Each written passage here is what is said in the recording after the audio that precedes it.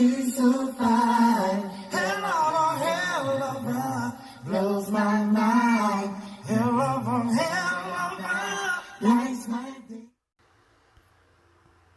What's good, guys?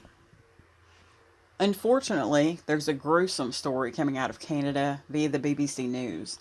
Came out 14 hours ago, and I want to thank my friend Marie722 for sending it to me. Canada mourns as remains of 215 children found at Indigenous school. That's a picture of that school in British Columbia, which it says once housed 500 children.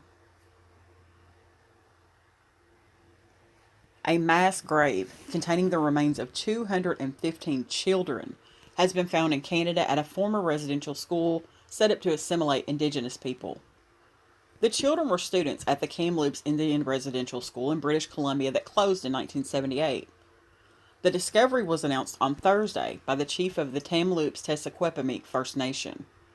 Prime Minister Justin Trudeau said it was a painful reminder of a shameful chapter in our country's history. The First Nation is working with museum specialists and the coroner's office to establish the causes and timings of the deaths, which are not currently known. Rosanne Casimir, the chief of the community in British Columbia's city of Kamloops, said the preliminary finding represented an unthinkable loss that was never documented by the school's administrators. Canada's residential schools were compulsory boarding schools run by the government and religious authorities during the 19th and 20th centuries with the aim of forcibly assimilating Indigenous youth. Kamloops Indian Residential School was the largest in the residential system. Opened under Roman Catholic administration in 1890, the school had as many as 500 students when enrollment peaked in the 1950s. The central government took over administration of the school in 1969, operating it as a residence for local students until 1978 when it closed. What do we know about the remains? The Tk'emlups Secwepemc First Nation said the remains were found with the help of a ground-penetrating radar during a survey of the school. To our knowledge, these missing children are undocumented deaths, Ms. Casimir said. Some were as young as 3 years old. We sought out a way to confirm that, knowing out of deepest respect and love for those lost children and the families, understanding that Tk'emlups Secwepemc is the final resting place of these children.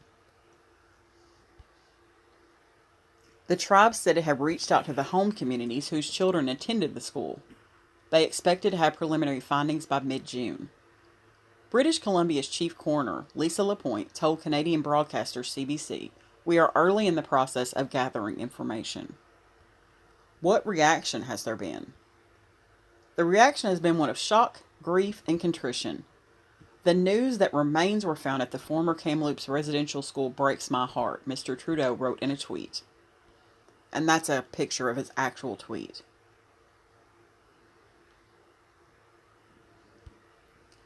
Canada's Ministers of Indigenous Relations, Carolyn Bennett, said residential schools were part of a shameful colonial policy. The government was committed to memorializing those innocent lost souls, she said. Terry Teegee, the regional chief of British Columbia's Assembly of First Nations, called finding such grave sites urgent work that refreshes the grief and loss of communities in the region. Those views were echoed by other Indigenous groups, including the First Nations Health Authority, or FNHA. That this situation exists is sadly not a surprise and illustrates the damaging and lasting impacts that the residential school system continues to have on First Nations people, their families, and communities, its CEO Richard Jock wrote in a statement. What were residential schools? From about 1863 to 1998, more than 150,000 Indigenous children were taken from their families and placed in these schools.